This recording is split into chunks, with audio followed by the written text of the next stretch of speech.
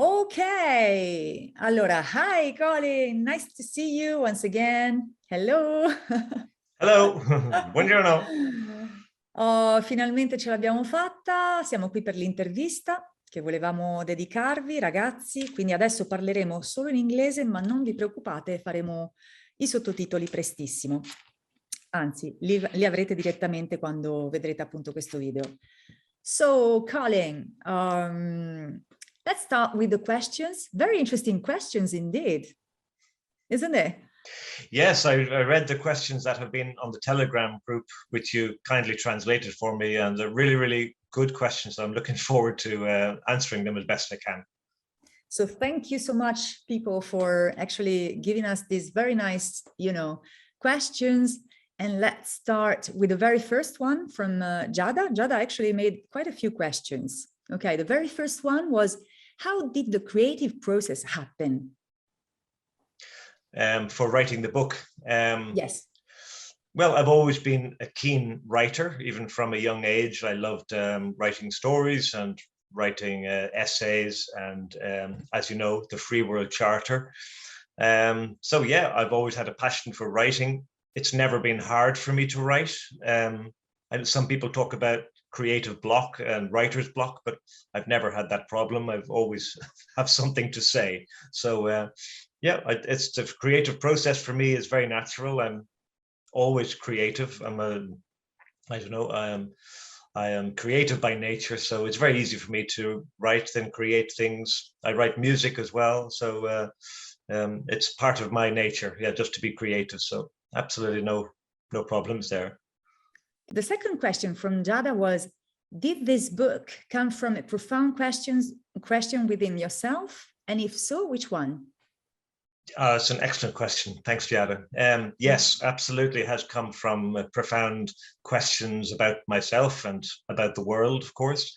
Many people nowadays look at what's going on in the world and see that it's very unfair or it's very polluting and a lot of inequality and stuff. So there are lots of things in the world that are not as good as they should be. So I suppose from that base point, then I have always felt this sort of a social or environmental injustice is in the world, and that we can do better than we are doing to try and ameliorate that situation.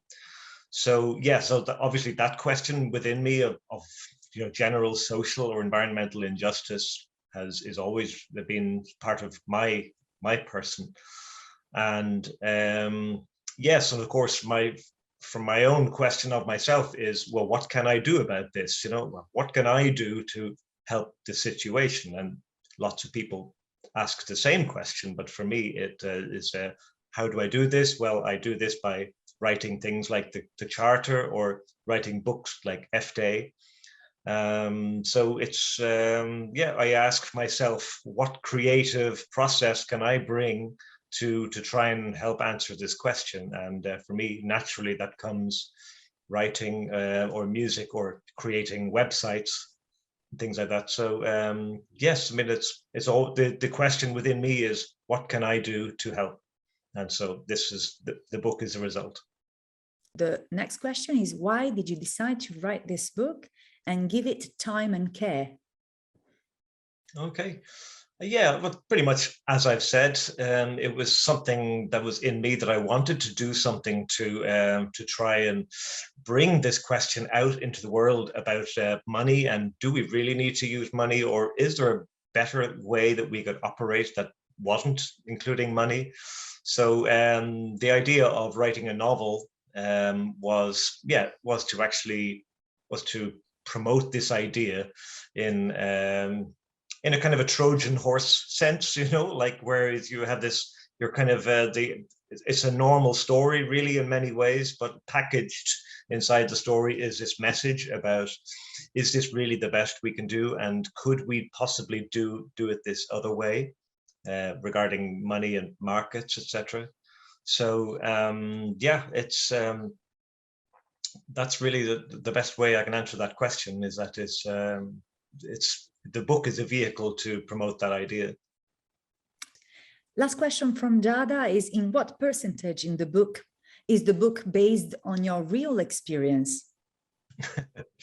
Yeah, that's a great question, actually. Yeah, funnily enough, when I was writing the book, I did start off initially writing some stories about myself because, well, you know, they say write about what you know. So I wrote some of the earlier parts are autobiographical. For example, the first chapter where there's a child on the beach and he's looking down into water at the fish. That's a real thing that happened to me. That was myself and my brother when we were very small. And that memory was a very powerful memory for me. It stayed with me a long time because I remembered how clear and clean the beautiful water was that day. And later chapter in the book, there's the protagonist, he revisits that place and finds that the water is foul and polluted and dirty, and realizes there that he must do something to try and prevent that. And that also happened. That was something that happened some years ago. I revisited that old place and I found that the waters were very poor, very stale and polluted. So yeah, certain parts were autobiographical. And then there's a part in the book where I took it off on the I just went on a fictional journey, I suppose, because obviously we don't live in a money-free world, and you know, we're probably a long way even from that point. So we have to sort of invent the story as you go along to see how we actually get there. But it was really interesting in that it forced me to really think about, well, how would this happen in the real world?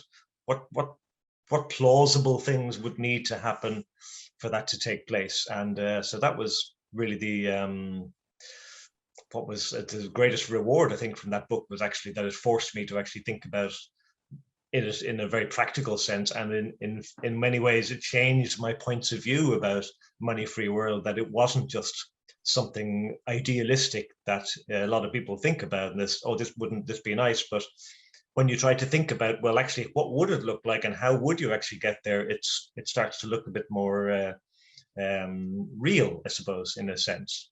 And I think that one of the things that I like about the book is that it doesn't really present this kind of utopian picture.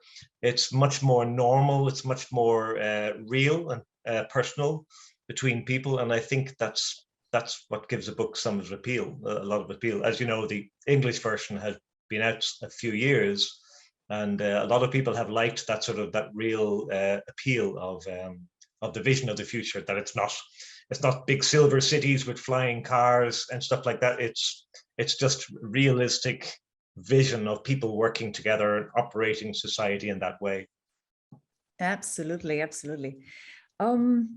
Listen, I don't want to spoiler too much, but yes, there's a few parts at the beginning that I would say that they belong to your personal experience. But I don't want, once again, I don't want to, say too much. Maybe 20% if we want to make it, as a percentage, as Gerda asks, maybe 20% of the book is perhaps something which is autobiographical. Maybe 15, 20%, perhaps. Okay, yeah. Fantastic. But she's going to have to discover it herself at the very beginning. Actually, I have to say that for me, when I'm reading the book, I know the parts that are autobiographical, semi-autobiographical, and I know the parts that are fiction. And for me, reading the book, the fiction parts are just so much better than the autobiographical parts.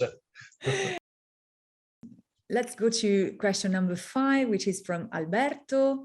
Do you see the transition to a post-monetary economy as a desirable or truly necessary for future? Yeah, that's a great question as well. Yeah, I would say a little bit of both. On the one hand, it's desirable, and on the other hand, it is inevitable. And we could say this in time, for example. We could say that in 200 years, for example, it will be inevitable. I mean, technology will completely replace the market. It will just be, the idea of buying and selling things will just become absurd within a couple of 100 years' time. It just won't make sense anymore because it'll be so easy make things. Like some people talk about the idea like the Star Trek replicator, you know, where you have a thing like a microwave and you push a button and it makes whatever you want, you know. So I mean, probably that technology will exist somewhere in our timeline, and other things, of course, that just make, you know, life just so much easier that the markets won't even be necessary. So in that sense, it's inevitable over a long period of time, maybe 2, maybe even 300 years. But desirable, then I would say, yeah, it's desirable now because it's not inevitable now. You know, it's not the technology isn't there yet that's actually going to completely make the markets obsolete. But it's desirable now in other ways, because obviously it can improve society, it can improve social equality, and obviously it can improve environmental justice and environmental equality as well. So in that sense, it is desirable. And of course, it's a really important topic nowadays. People talking about the environment and climate change is more important now than ever. And there are all kinds of arguments to say that no matter what we do as the world leaders to do, that we still have this economy which operates on the profit line, profit margin, profit incentive, excuse me. And of course, that means that we always want to get things cheaper. And then, of course, like oil is very cheap to use. And so the whole incentivization to use oil continues because we have the profit incentive, even though it's much cleaner to use other methods of energy production. So so that's why that as long as that profit incentive is there, it's much easier to do things that are more chaotic and more polluting than it is to do the right thing, for example. So that's the challenge at the moment for world leaders, is trying to do the right thing, trying to reduce emissions and reduce pollution and resource extraction, but also they have to meet this bottom line as well, that they have to make the economy work as well. So these two things are not compatible, that you can't satisfy the economy and the ecology at the same time. So that's why moving away from the economy towards the ecological type based economy, as this is a desirable thing to do, but it's not inevitable. So it's something that if we want to do that, we have to intentionally push towards that and try and make that happen, but it's not guaranteed yet. So yeah, I would say as people, we have this responsibility, actually.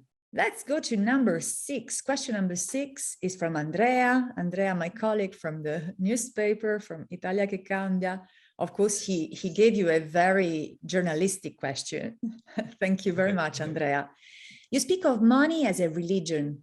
And in fact, as with religions, if we stopped believing in money from tomorrow, it would cease to exist, or at least to have a value. Can you tell us more about what are the dogmas, the taboos, the saints and the apostles of this religion?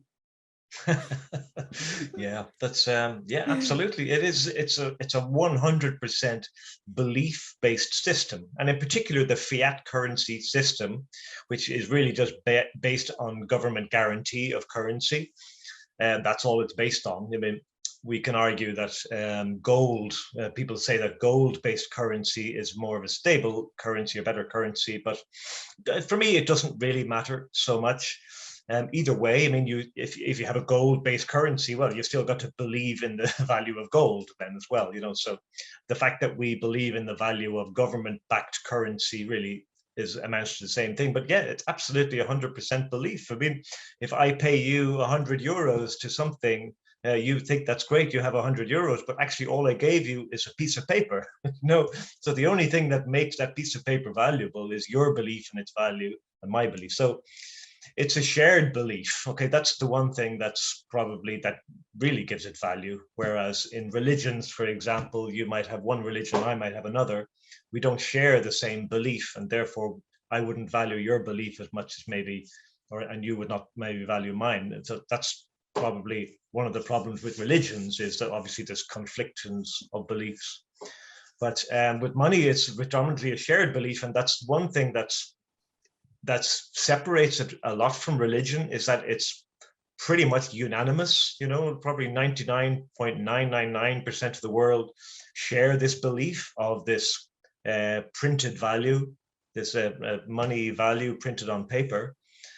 And but yeah, we can't escape the fact that it is a belief. And I believe that over time, if we do push towards this direction of a, you know, community-based, volunteering, sharing economy, like what's proposed in the book, then of course our belief in the value of the money is going to be diminished, because it's not going to have the same effect. You know, if you can get something for free, then the money that you pay for that doesn't have the same impact. And there's a good analogy of this in like the internet itself. For example, when the internet started coming in the 1990s, lots of things suddenly became free that weren't free before, like music, for example. Or, well, Andrea is a journalist, she'll know that like newspapers, magazines, their business really suffered hugely and still are suffering because of the internet. And you know, because obviously people believed that journalism or newspapers had more value in those days because people paid money for that. But then suddenly now the internet came along, and now people don't have to pay for newspapers or news anymore. So there's a value system disorder there, I suppose, for want of a better word, that what you once believed had a certain value now doesn't have value. So similarly, if you had an economy or a community that provided for each other goods and services without money, then of course your belief in money as being a store of value to make that community work will be diminished. So yeah, absolutely, money is it's absolutely a belief system. And of course, if you want to say who are the priests and the followers, well, obviously we're all the followers. And I think there's a great meme on Facebook saying that the banks are like churches and priests are like, you know, traders, stockbrokers, or something like that. So, or stockbrokers are like priests, beg your pardon. So, yeah, I mean, yeah, of course you can make that analogy. Yeah. And yeah, sure, it's absolutely a belief system, and we can change that belief. And we have changed that belief in many ways already. So yeah, it can happen. Yeah, absolutely. Maybe we forgot to say who are the saints and the apostles. What do you think? Well, yeah, you could say that perhaps politicians are the saints, because these are the ones who promote the economy. They champion economic growth as being the highest, you know, desire for the economy, which, as any rational person knows, is obviously disastrous for the ecology and the environment. So, and for social equality as well. You know, there's the old argument that we measure success of economies in GDP, but of course GDP also includes manufacturing bombs and guns and you know, modified foods and stuff like that. So this is doesn't equate to a better world at all in any ways. It just equates to a better economy. And we have to break this belief between a better economy equals a better life, because it's not true. It just isn't true. You reminded me of a very notorious speech by John Fitzgerald Kennedy that says exactly this, that our GDP actually counts for anything from dead people, from very bad things that we produce, and so on. Thank you so much. Oh, maybe one more thing regarding that question from Andrea is the taboos. What are the taboos? That's very interesting of this kind of thing. Well, yeah, giving away free things, for example, is a form of taboo in the money religion, if you look at it like that. For example, if I offer to give away something that's quite valuable for free, a lot of people will think that what I'm giving has no value. They will think, well, this is, or they'll think that maybe it's a scam, or it's a crime, or there's some sort of trick going on. You know, if I offer to give something of, let's say, something of normal value of €1,000, and I say, well, I'm giving away this for free, people will think, well, it's a trick, it's that there's some sort of criminal activity, or they will think that it's not really worth that, it's actually worth nothing, So there is this value system where we kind of say, when we hear that something is free, we believe that its value is zero. And that is a kind of a form of taboo that's, it's that when that you can't really give away things for free and expect to have the same perception from people. So thanks a lot. Okay, there's another very interesting question from Andrea, which is, would eliminating money solve mankind's problems? Wouldn't it be enough to change the way we use it, or create money based on different principles? Mm-hmm. Yes. Could we eliminate money? I don't think eliminating money is the most important thing. I think that more important than that is changing our mindset towards what we really value and how we prioritize things in our lives and things in the world, and how we view the world at large. I would say that money and trade are kind of there's almost symptoms, or they're effects of how we view the world. A lot of how we view the world is fear-based. We're afraid of material insecurity, not having the things that we need, and I think that causes us to act in certain ways where we mistrust people, to the point that we prefer to trade them rather than trust. You could say that trade and trust are two opposites of the one thing. That if you, let's just say, if you live in a loving community, then you wouldn't need money because people trust each other and people will do things for each other. And then, one of the reasons that people prefer to use money is because you don't have to make all that assumptions about trust between people. So that means that you can operate a much bigger community than, let's say a small community of 20 people. You could operate in a community of millions of people using money, because you don't really need to trust people. But part of what I'm saying in the book is that we do need to move towards bringing trust into the wider economy, because that's the sane way forward, because that means that we can all access the things that we need and that we love, and no one gets left out, no one gets behind. And also we can eliminate greed and stuff like that, and the associated things that this mistrust really brings. So a lot of our community is based on fear and mistrust. And money is pretty much an effect of that, because it's just a shortcut way to say, okay, I don't have to worry about trusting this person. I can just buy their goods and services. And obviously we see the problems with that is that also it creates huge inequality with people who have massively rich people and incredibly poor people on the other hand. And that's unacceptable. We have to stop doing that. I mean, if we're supposed to be an intelligent species here, we shouldn't be operating on that circumstance. So for me, it's not really about eliminating money. It's about finding a new way to operate, a new way to view the world ourselves, and adjusting our own behavior accordingly.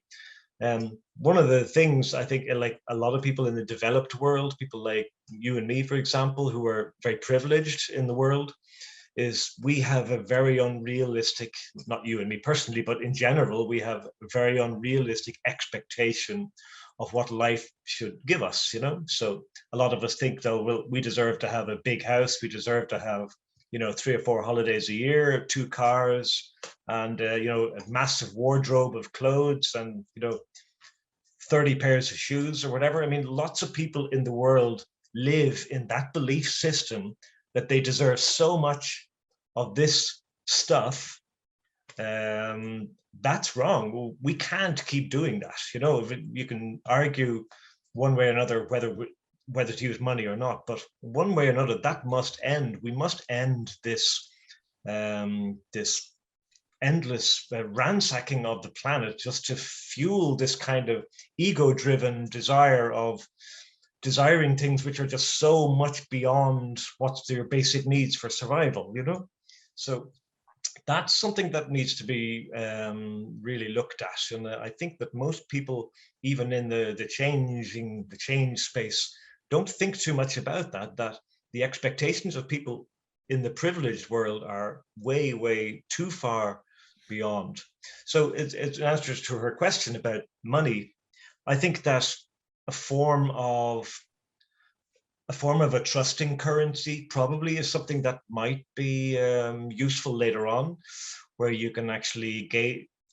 For example, if you work on eBay, if you look on eBay, you're buying something from that you're interested in, you will look to the reputation of the seller, right? So you will say, you know, what's their score? How many 5-star ratings did they get? I mean, most people who shop online are familiar with this notion. And I think that's a really good metric that we could use probably in a wider society, especially with if we're talking about going beyond money, that we could have this sort of system of accounting for trust between people. So this is something like what I'd created in Honor Pay, which is another little website that I run. It's an idea where you send people this free kind of award, and it just gives an indication of how trustworthy or how much that person is contributing to society. So I think that money has some useful components in terms of, you know, denoting how much you're contributing to society, because that it does work to that in a limited degree. It does work that people who actually do contribute good to society do get paid well to do that. But then outside that, then we have people who do the same but get paid hugely far too much, and people also below who do huge amount of good work and never get rewarded at all. But there is this small area of people who do actually get rewarded correctly, let's shall we say, for what they do. But it doesn't encompass the whole spectrum of the economy. And I think that we could do that better, maybe in some kind of a trust award system or something like that, or reputation-based economy. So in that sense, I think a way of accounting for people's contribution to the world is a good thing, but it should only be for their contributions to the world and not for anything else. Great. Just one thing that I'm not sure we did understand, we did answer the question, which is very specific. Wouldn't it be enough to change the way we use it or create, well, you answered to this definitely, or create money based on different principles? What do you think about this one, this option? Yeah, I think absolutely we could change the way we use money. That will improve things. It'll improve things to a point. For example, we can impose heavier taxes on people over a certain amount of who are very wealthy, for example. But the problem with that is that unfortunately, it's the people who are wealthy who actually decide how much. I mean, ultimately, it's those people who decide how much people get taxed, and there's no escaping that, because if you look at the United States, for example, you have huge, powerful lobby groups who they influence how the economy and how budgets operate in the States. I mean, the government certainly has quite a certain amount of power, but of course it has to, ultimately it's accountable to the people, and of course wealthier people have more power to exert on the government. So I think that money, if the only way to use money better really is to have massive taxes and to redistribute wealth that way. And we do that to a point, but I think that to get to the level where it would need to be to actually have a really, really equal society where everyone is beneficial, I think that the taxes you would need to impose would possibly be too extreme for people who are earning already over a certain amount. Let's say, I don't know, if you imposed a tax of no one could earn maybe more than 100,000 euros per year, for example. You imagine if you impose that sort of tax. Well, probably it's going to be really, really hard to make that tax enforceable. And you would have to do it everywhere in the world, to simultaneously, so no one can escape to the Cayman Islands or put their money offshore. So it would have to be like a massive globally unified operation to do that. And of course, then where you argue is where do you draw the line between what's an acceptable amount of money to be earning? I think probably most people could do very well less than 100,000 a year, but obviously everyone's going to have different opinions about that. Universal basic income is another way that it could be done. Again, it's just another form of redistribution. So, I mean, tax or UBI or anything like that, or just other forms of redistribution, in theory are good, but I think in practice, I think it'd be almost impossible to enforce and to make it work because of the power that the wealthy people have on this kind of decisions, and how easy it is to use legal loopholes to take your money into another country or whatever. So yeah, I mean, of course, I think it's a good idea if it helps people, but I just think it may be practically very, very difficult. And as to using money with different principles, I think maybe like a reputation-based sort of system, like I mentioned with honor pay or something like that, I think is a kind of form of money where it's not actually exchangeable, or it doesn't have any intrinsic value, but it denotes your contribution to society. So something like that is definitely good, yeah. Then there's question number 8 from Christina. I think both questions are very similar. I'll read them both together, the ones she actually asked you. So, do you think the current capitalist system is destined to collapse or not? Will unemployment due to the increasingly massive substitution of robotic work lead, in your opinion, to the end of capitalism? Maybe we actually mentioned it earlier, but if you would like to answer once more. Yes, I mean, collapse, I don't know.